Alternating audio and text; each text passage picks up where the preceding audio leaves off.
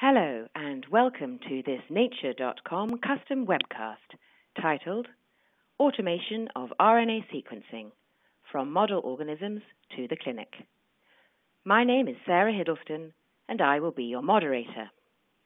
This webcast is sponsored by Lexogen. Today's webcast begins with a presentation from leading scientists investigating genome regulation and human disease at the Wilson Lab, a new research group in the Genetics and Genome Biology program at the Hospital for Sick Children and the Department of Molecular Genetics at the University of Toronto in Canada. Your speakers include Dr. Michael D. Wilson, Canada Research Chair in Comparative Genomics, Dr. Kyoko E. Yuki, Project Coordinator, and Dr. Huayan Hao, Bioinformatician. We'll then move on to a question and answer session with the speakers. To ask a question, just type it in where it says type your questions here, and then press submit at any point during the webcast, and we will answer them today. And now, over to Michael. Hello. Thank you everyone for joining. We'd also like to thank Lexogen for the opportunity to share our experience implementing automated RNA-seq. We're located at the Sick Kids Research Institute in Toronto, Canada. My lab uses comparative genomics and epigenomics to understand the structure and function of gene regulatory elements. We're actively making use of different genomic technologies and computational analyses. These are being done on human samples as well as a variety of model organisms. And we wanted to use these technologies to ask questions about gene regulatory mechanisms that contribute to healthy development and disease. And in this webinar, my colleagues and I will describe to you our experiences with scaling up RNA sequencing through automation and share with you some results from an unpublished study that illustrates how we're using automated RNA-seq in our research. We will end by describing our current efforts to implement RNA-seq in a clinical setting with our colleagues, and we'll look forward to answering your questions.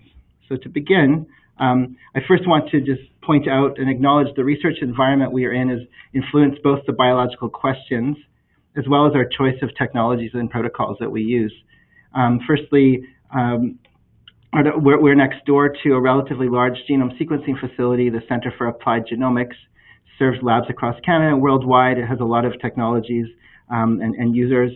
I'm part of the management committee there, and so I'm involved in some technology development. And through this and my lab's collaborations, I'm aware of the exciting research and also some of the needs for research and clinical projects. So with that in mind, when we embarked on automating RNA-seq, we wanted to do so in a way that was compatible with our genome facility, and I assume others wanting to do this will have to adapt to that. And so our webinar is going to sort of focus on our environment, but hopefully the things that we're talking about will work with other facilities and lab environments.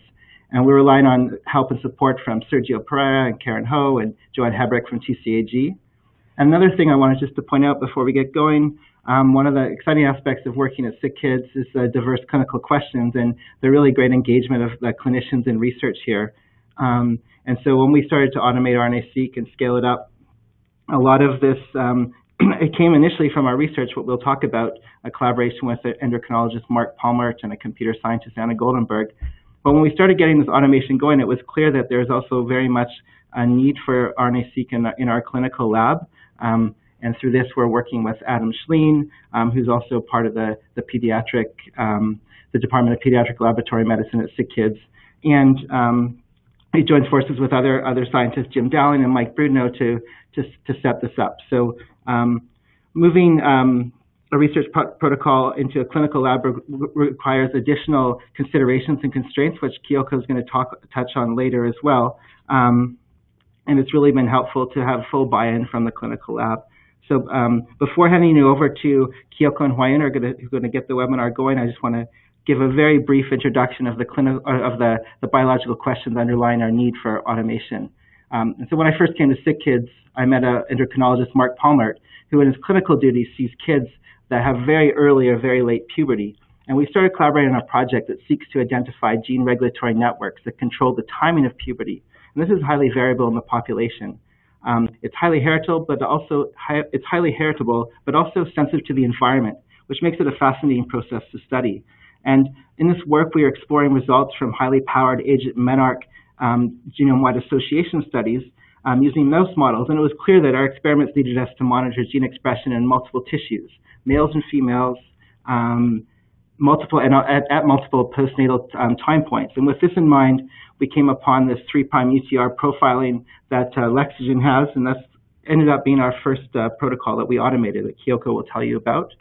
And secondly, another motivation, as I just mentioned, is to establish automated RNA-seq in a clinical setting. RNA-seq is emerging as a powerful way to help to discover structural variants in RNA, such as splicing and gene fusions in the case of cancer, and even looking at readily available clinical samples such as whole blood, gene expression outliers can be identified with RNA-seq, assuming there's sufficient controls. And this ability really requires a very systematic and automated workflow. So those are the two sort of backdrops. And so now I'm going to hand you over to Kyoko, who's going to tell you about our first adventure in automation. And that's going to be followed then by Dr. Ho, who's going to tell you about some of our unpublished research regarding what we've used this automation for. Thanks, Mike. So some of the criteria we were looking for in a protocol when deciding what to automate was the ability to do quantitative gene expression, accommodate low sample inputs, be relatively simple, and be cost-effective. And as Mike mentioned earlier, the protocol we chose that fulfilled this criteria was Lexogen's QuantSeq. This is a protocol that uses an oligo-DT priming method to capture the 3' UTR of RNAs with a poly-A tail. It was attractive to us because it permits the use of a wide range of RNA qualities, including FFPE RNA. We chose to use the dual indexing and UMI options.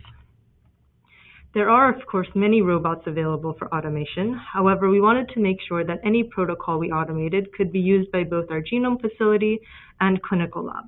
And so we chose the Agilent NGS workstation, which I'll refer to as the Bravo from here on out, as this is the robot used by both facilities. I'll be telling you about my journey and the lessons that I've learned on the Bravo system, but these lessons should be applicable to any automated robot. The first step in automating an RNA-seq protocol on the Bravo requires breaking that protocol down into shorter protocols or run sets to provide easy stopping points. A run set typically consists of a manual portion and a robot portion.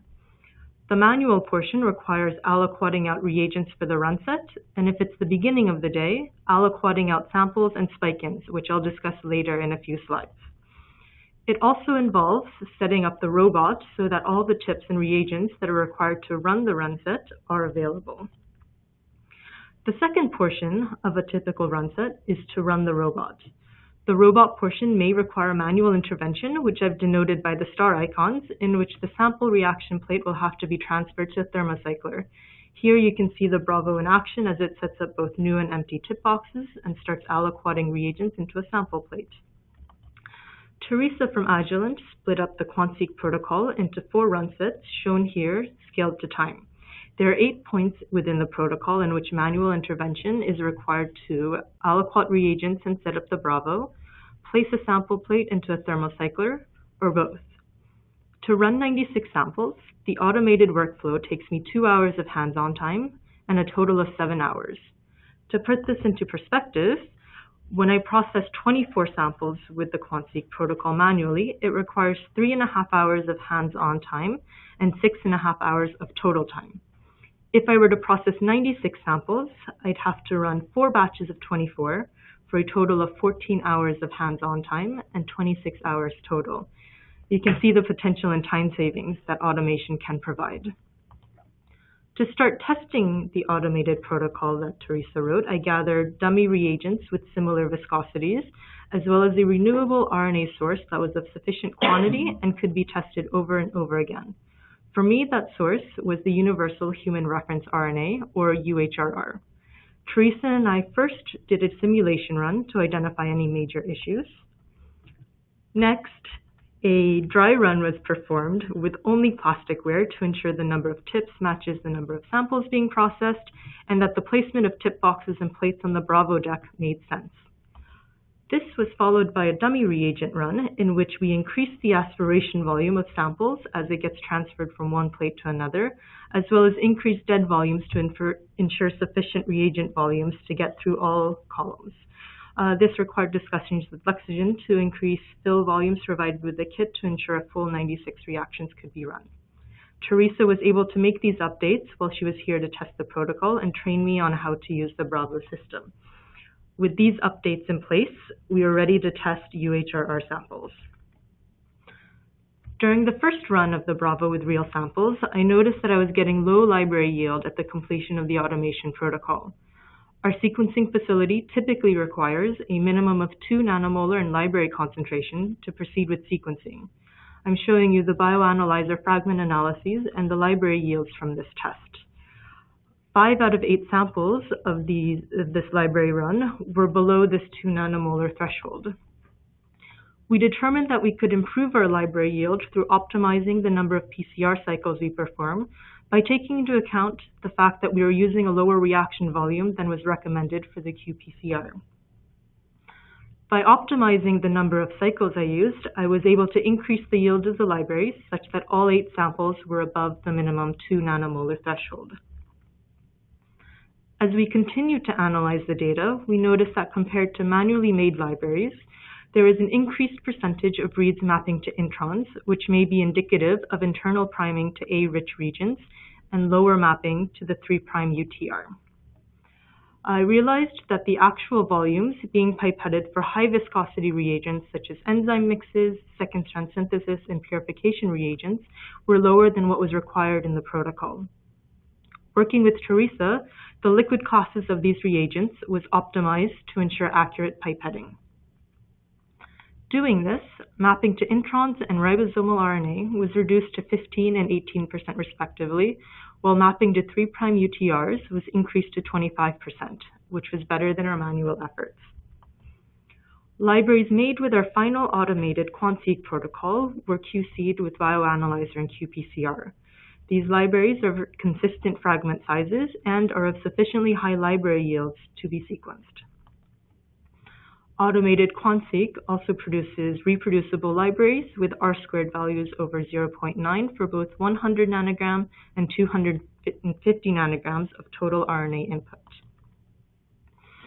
Part of the workup has been to incorporate QC standards with which we can identify issues in library prep. To do this, I've spiked in external RNA consortium controls, or ERCCs. They consist of 92 synthetic single isoform poly-A transcripts that span a 10 to the 6-fold range in concentration. It scales with RNA input and can be used to assess lower limit of detection and dynamic range. Here are 2 examples of libraries that I've made. The library on the right has poor correlation between the expression and expected concentration of each ERCC and was flagged for further inspection. The library on the left has high correlation between expression and expected concentration and was considered a good library. In my experience, the majority of the automated libraries pass our ERCC QC step.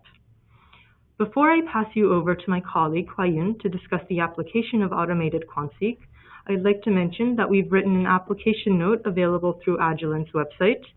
We've also made the protocol freely available and can be obtained through Agilent or Lexogen. Our genomics facility can also provide this to you as a service. Now, without further ado, my colleague Huayun. Thanks, Kyoko.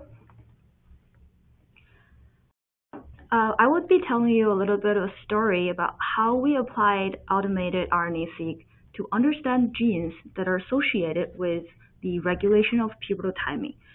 This project is carried out in close collaboration with Dr. Mark Palmer and involves the efforts of many people in the Palmer and Wilson labs, especially Lise and Kadia. In this project, we aim to further our understanding of pubertal timing by studying how genes involved in these processes are regulated. We started off by looking at the expression of puberty-associated genes in publicly available human gene expression datasets. We found that the expression of these genes are enhanced in several tissues. However, we were limited by the availability of samples and could not further study how gene expression changes across development or how they differ between sexes. Thus, we turned to use mouse as a model organism. Here in our experiment, we chose 5 developmental time points, from postnatal day 12 to postnatal day 37. Specifically, in our facility, male mice go through puberty between day 22 and day 27, while female mice go through puberty between day 27 and day 32. We collected 6 tissues, including the core puberty-regulating tissues, hypothalamus, pituitary, and gonads, as well as some additional relevant tissues. We included both sexes and 4 to 6 biological replicates for each condition. This resulted in nearly 300 samples for which, ideally, we could obtain the transcriptome and analyze this cross-tissue gene regulatory network. However, by the time of our experimental design, we were not able to perform RNA-seq at that scale. Instead, we had to carefully select a set of genes we want to profile. These 183 genes include genes whose mutations are known to cause pubertal disorders, and genes implicated in Agent Menarche GWAS studies. We profiled the expression of these genes in our 300 samples using the Fluidigm Biomark microfluidic qPCR system, resulting in over 50,000 qPCR reactions. One of the most striking findings is that the pituitary gland shows the largest number of sex-biased genes, as indicated by these colored dots here. Pituitary is important for regulating many physiological processes, including puberty, growth, metabolism, stress, and many more, and is known that these biological functions can differ between sexes. Now, this really prompted us to use automated QuantSeq to profile the whole transcriptome in these pituitary samples in order to further investigate its sex differences beyond the selected genes. This is also a great chance for us to test the automated QuantSeq, as we have sensitive qPCR data for over 100 genes in these exact same samples for us to use as a benchmark. A total of 55 libraries were generated using the same RNA from the previously discussed samples in one automated QuantSeq run. Next, I'm going to talk about how we processed the QuantSeq data, show you some quality control metrics, and a couple of analyses which really benefited from having a relatively large sample number. First, we simply applied standard RNA-seq analysis pipeline, where the first step is to examine the raw sequencing read and perform read trimming. Here, we use the QuantSeq forward kit, which sequences towards and into the poly A tails. We obtained single-end sequences up to 67 base pairs, which is us pushing the 50 base pair HiSeq 2500 flow cell to the max. Now we're taking advantage of the NovaSeq 100 base pair single-end lane, which would allow even higher level of multiplexing. Shown here is a per base sequence content summary plot for one of the libraries, generated using FastQC. You can see that towards the end of the reads, there is an enrichment of A's, which is the result of a sequencing into the poly A tails. So in addition to trimming off the sequencing adapters at the end of the reads, I also trimmed out the first 12 base pairs based on Lexogen's recommendation, as well as the poly A tails of the sequences to improve read mapability. After trimming, the sequence content is now consistent across the reads. Reads that are shorter than 36 base pairs are discarded, and we also filtered out reads that map to ribosomal RNAs. Next, we align the trimmed reads to the reference genome, as well as spiking sequences using STAR.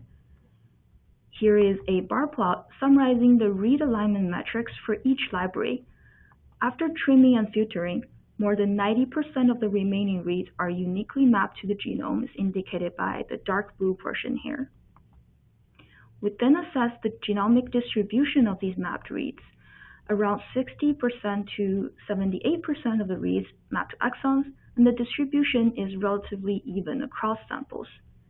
Finally, we quantified gene expression by counting the number of reads mapped to gene bodies using feature counts.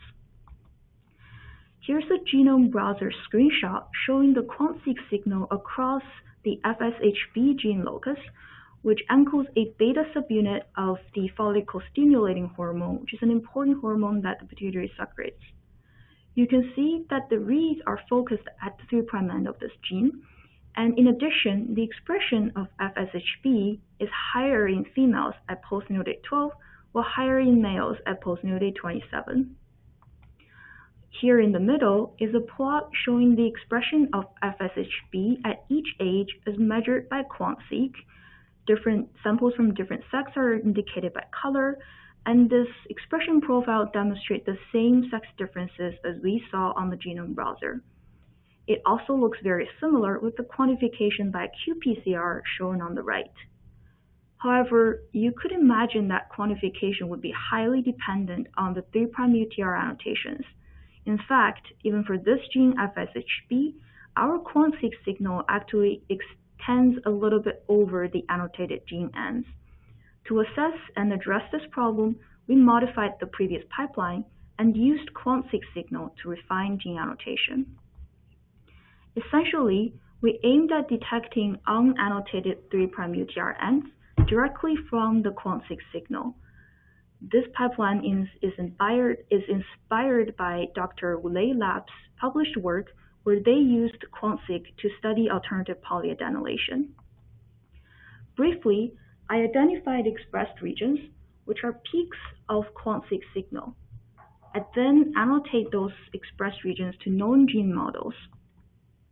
As Kyoko mentioned earlier, QuantSeq signal can arise from non-specific binding of the oligo-DT primer to intronic A-reach regions. Thus, I examined each intronic expressed regions to exclude internal poly-A-derived events.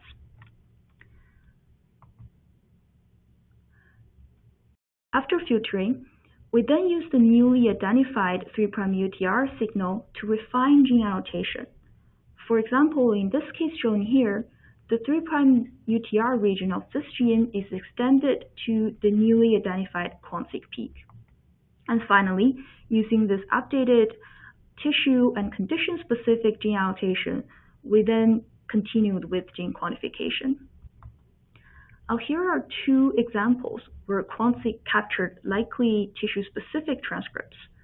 On the left is a genome browser screenshot showing the locus near prop1, which is an essential transcription factor for pituitary development and is known to be expressed in the postnatal pituitary. You can see that the QuantSeq signal is actually downstream from the annotated gene end, and our refined gene annotation method would be able to capture the signal. Similarly, on the right is another transcription factor where the 3' UTR annotation needs to be extended. With this method, we're able to improve gene quantification for QuantSeq, and this is particularly important when we perform QuantSeq in non-model organisms, where gene annotations, especially the annotations of UTRs, are often challenging. After obtaining an improved set of gene quantifications, we then went on to assess QuantSeq by comparing it to our previous qPCR data. Here on the left is a scatter plot with the gene expression levels measured by qPCR shown on the x-axis and gene expression measured by QuantSeq shown on the y-axis for one sample. You can see that the two methods largely agree, with the discrepancies mostly occur within the lowly expressed genes. When we look across all samples, we can see that the Spearman correlation coefficients between qPCR and QuantSeq are pretty consistent, ranging from 0.7 to 0.78 as shown in the scatter plot and density plot here. This is calculated based only on the genes detected in both methods, as shown as the red portion of the bar plots here, and you can see that QuantSeq is slightly less sensitive than our qPCR and detects fewer genes. However, most of these genes are very lowly expressed in the pituitary. Now that we've established that QuantSeq provides accurate gene quantification, we can start to examine the similarities between our samples. Here's a correlation heat map showing the Pearson correlation coefficients between each pair of samples. With the sample sex annotated in red and blue and ages annotated as different gradients of green in the top bar, the correlation between biological samples are generally high, Based on the correlation, postnatal day 12 samples were clustered separately from the older age samples, while within the older age samples, male and female data are largely separated. The same trend can also be seen in the PCA plot, where the first two principal components are shown. Again, sample sexes are marked by red or blue, and age is represented by different shapes. Similarly, we see that the biggest developmental changes of the pituitary transcriptome seem to occur between postnatal day 12 and later age samples. The transcriptome in both sexes continue to change across development or puberty, but shows clear sex differences in older age samples. We next quantify the sex differences. This bar plot shows the number of statistically significant male or female biased genes at each age. A total of over 900 genes were detected as sex biased at any age, and the number of sex biased genes really starts to increase at postnatal day 27, which again is when male mice have gone through puberty and female mice are going through puberty. Now, in addition to the canonical pairwise differential expression analysis, the relatively large number of samples and multiple biological conditions really allowed network-based analysis. Here, we performed gene co-expression network analysis and identified over 1,000 genes being grouped into 9 modules based on the correlation of their expression. The normalized and scaled expression of each gene is shown here in this heat map, with each row representing a gene and each column a sample. Sample conditions are again labeled in the top bars, and each block in the heat map represents a gene module. A summary of the expression patterns of genes within each module is shown on the right. We detected different patterns of developmental dynamic gene expressions. For example, Module 1 and 2 are featured by continuously decreasing or increasing expression during development, while Module 5, 6, and 9 are featured by sex-biased gene expressions. It is hypothesized that genes sharing similar expression patterns are likely to be involved in similar biological pathways or are expressed in the same cell types. In this example, Module 7 genes are enriched for cell cycle-related biological pathways, and in addition, the top hub genes, which are the most representative genes in the module, are all essential for mitosis. And this is clear that Module 7 features genes expressed in mitotic cells. In fact, we found cell type marker genes among top hub genes for other modules as well, including thyroid-stimulating hormone beta in Module 1, which is expressed in thyrotropes, growth hormone in Module 2, which is preferentially expressed in somatotropes.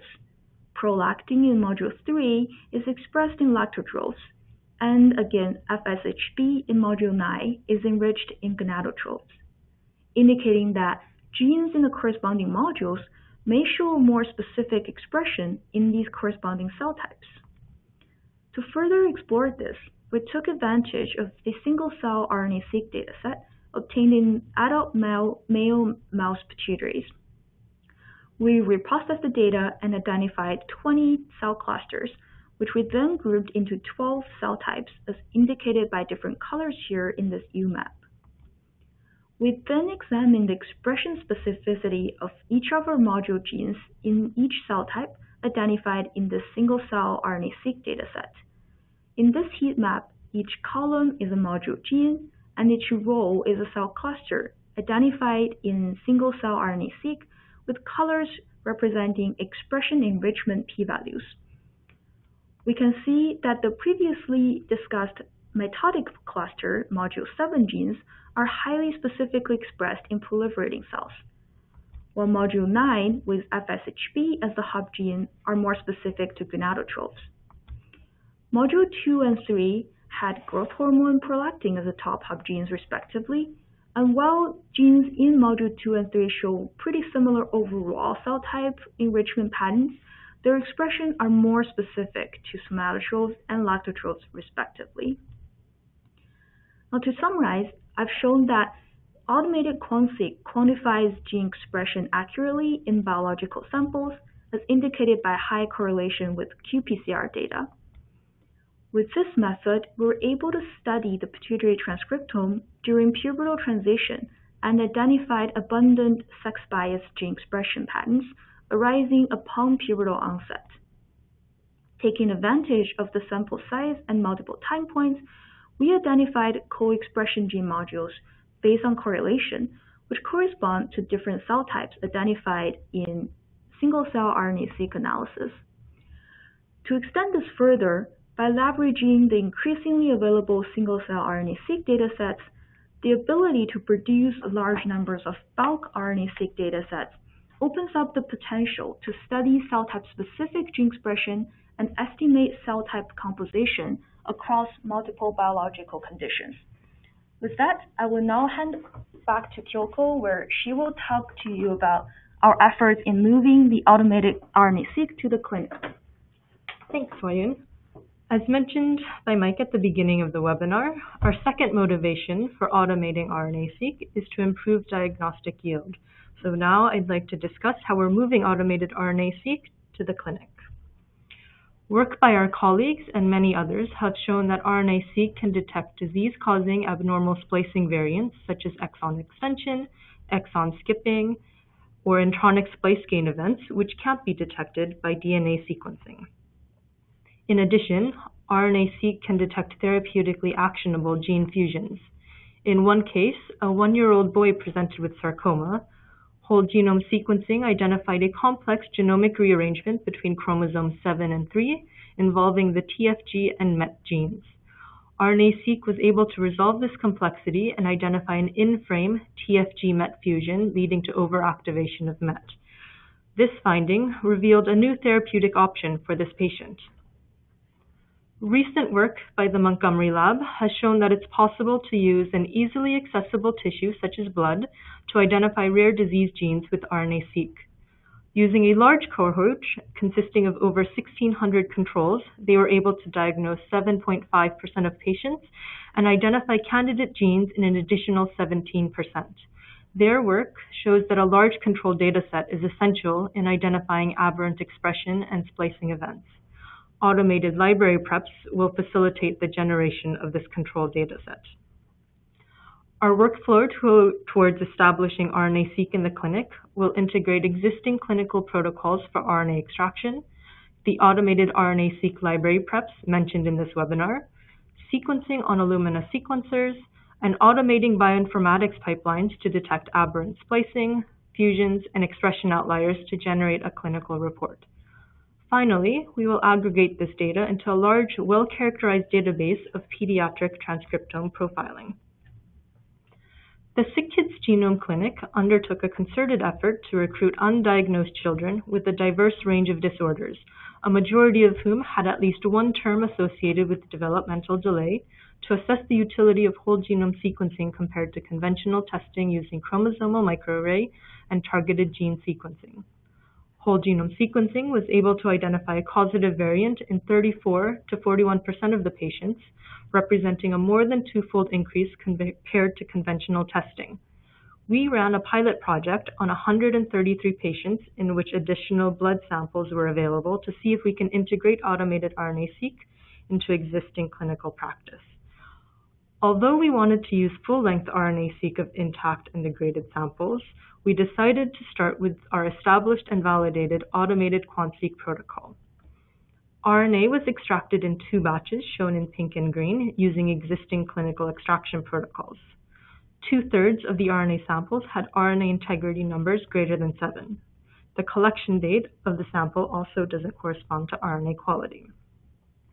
In this bar plot, where the x-axis represents each sample and y-axis represents the percentage mapping, 100% of libraries from batch 1 and 74% of libraries from batch 2 have over 70% uniquely mapped reads.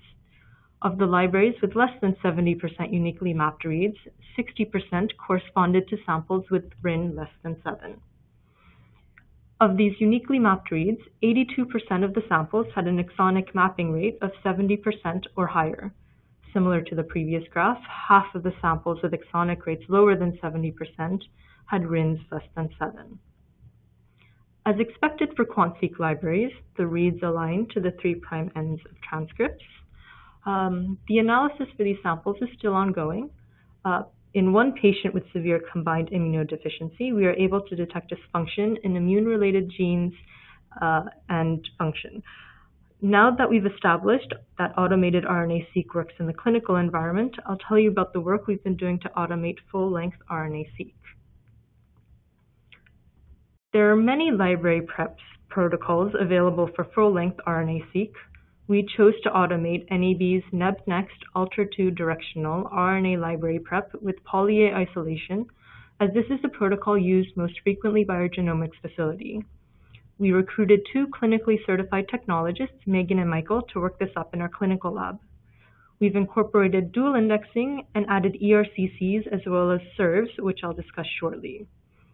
The automation protocol was written by Lisa, again for the Agilent Bravo system. Similar to the automated QuantSeq protocol, Lisa split up the NebNext protocol into shorter run sets. You can see that the protocol is more complex and it has been split up into 8 run sets and requires more manual intervention.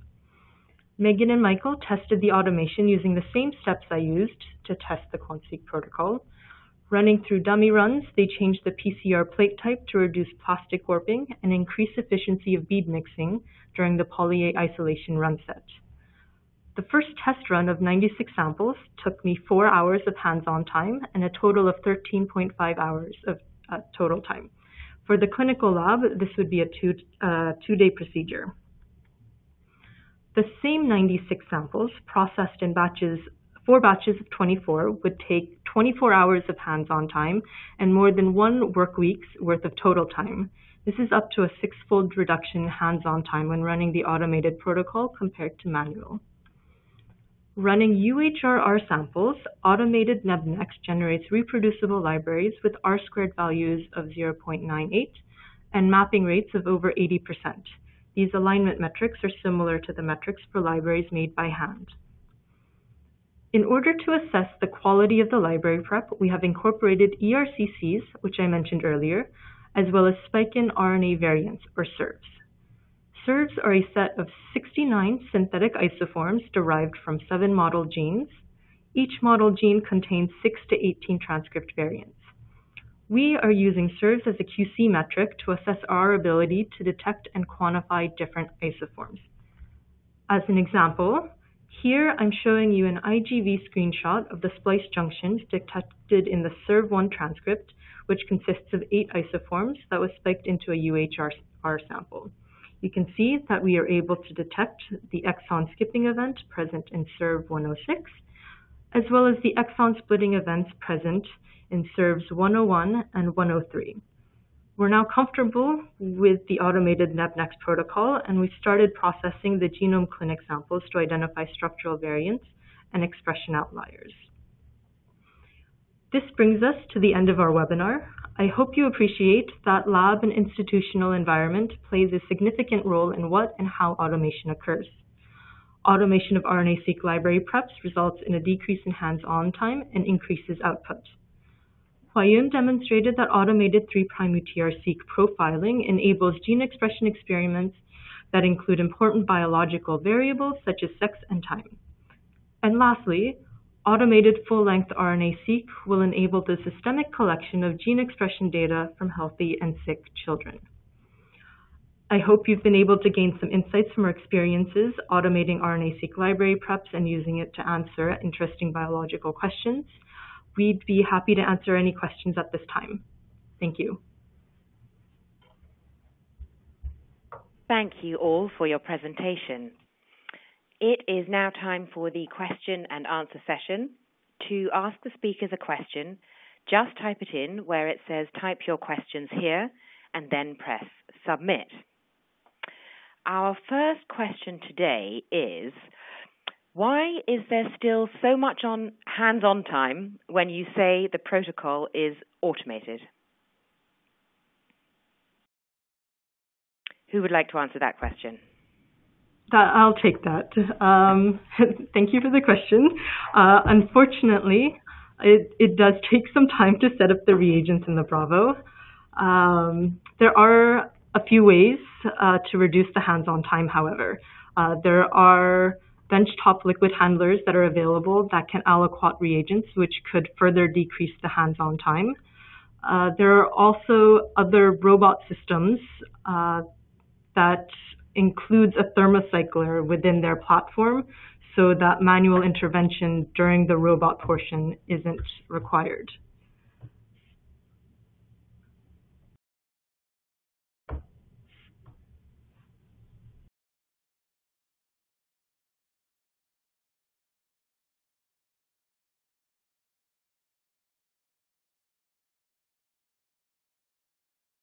Thank you very much for that clarification. Our next question asks, does your automated QuantSeq work with the reverse kit? I'll take that question again. It is possible to use the automated QuantSeq with the reverse kit. The one important thing to remember is for sequencing purposes to provide the custom sequencing primer to your sequencing facility to make sure that the reads go in the correct orientation. Okay, thank you. A quick reminder to our live audience, you still have time to ask a question. To ask the speakers a question, just type it in where it says type your questions here and then press submit. Our next question asks, assuming your full-length automated library prep is working, what other challenges do you see?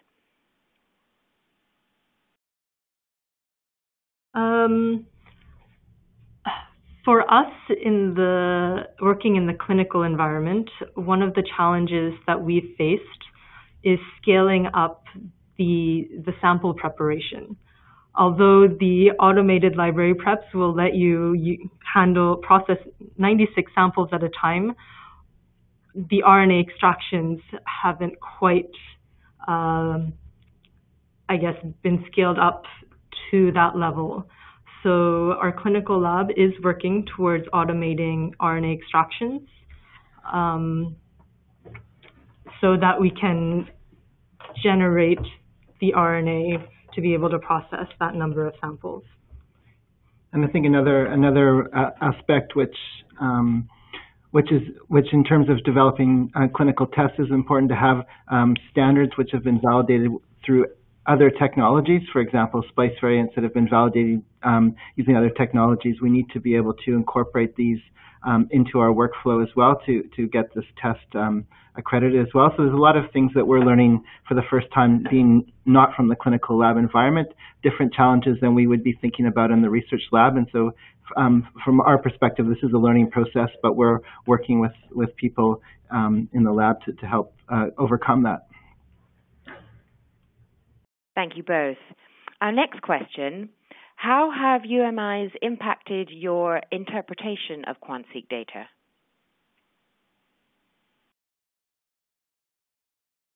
So I guess, I don't know, Ryan, if you want to speak or... I mean, so far right now, we've been using RNA at a fairly high concentration, 100 nanograms or 250 nanograms. We've only just started to look at the UMIs, and this was for a different project using the naked mole rat, so a completely different organism.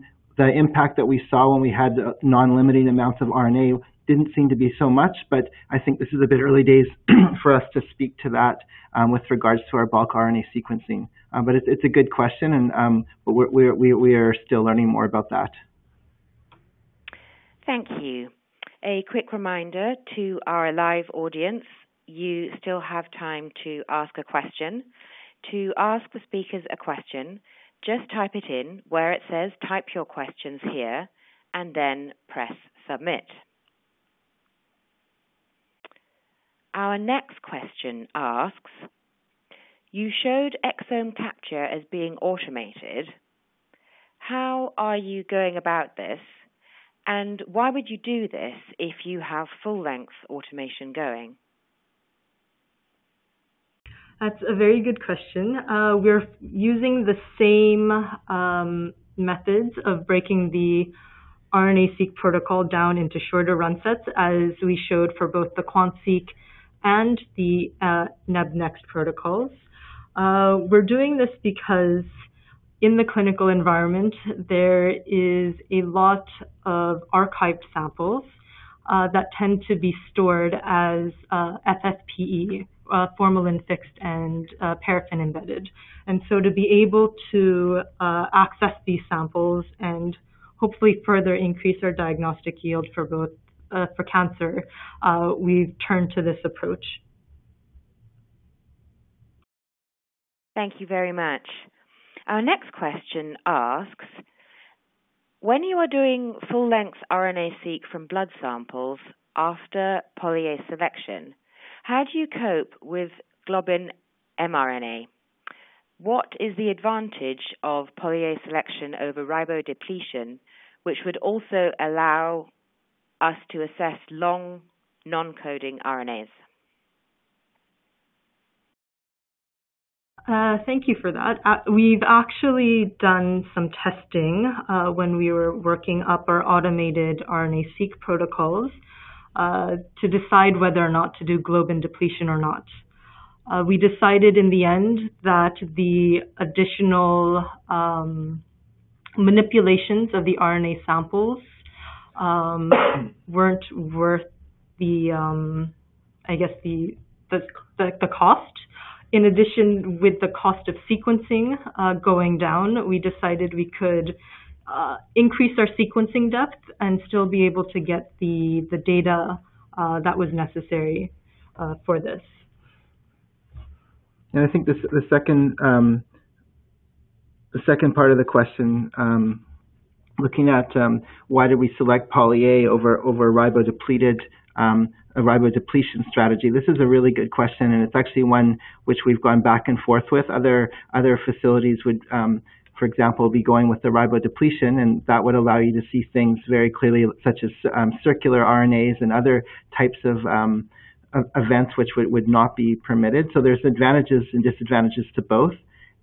So there's a little bit of some of our earlier experiences with ribodepletion were not as clear cut as what we've seen with poly-A. So there was it was much to do with our collaborators that we've been deciding to go with the poly-A. A lot of the work done, for example, in larger consortia, such as GTEx, have been focusing mostly, as far as I know, at least previously, on poly-A as well. So that's a decision, but it's a really good question. And I find one thing with automation, there's so many variables that come up, and there are a lot of different decisions that one has to make, and you can look back and decide whether that was the best one. So right now, this is what we've gone with, but by all means, I think it's an important decision to consider.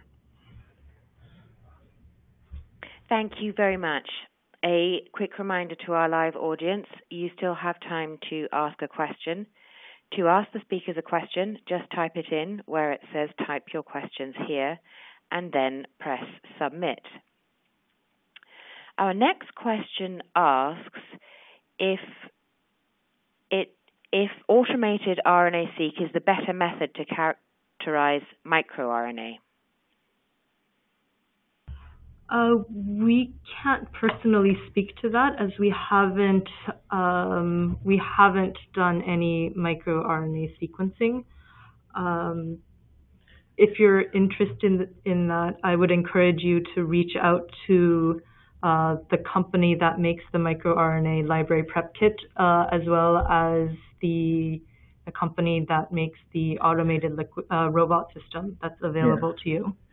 Yeah, we've also, another thing, we've had to focus just on one thing to get going here. There are other things that we would love to automate. MicroRNAs would be wonderful to have alongside of this. But I think the steps that Kyoko laid out would equally apply, although there are some more finicky aspects of the microRNA library prep from what we've experienced. But so far, no. We look forward to attending that webinar when it happens. Thank you very much. I think that is probably where we will leave it for today. I would now like to thank Michael, Kyoko, and Hwaeun for their presentation and for answering your questions. I would also like to thank the webcast sponsor, Lexogen, and of course you, the audience, for taking the time to be with us today. Remember, you can watch this webcast again at any time on demand at nature.com webcasts. Thanks for watching, and I hope that you will join us again soon.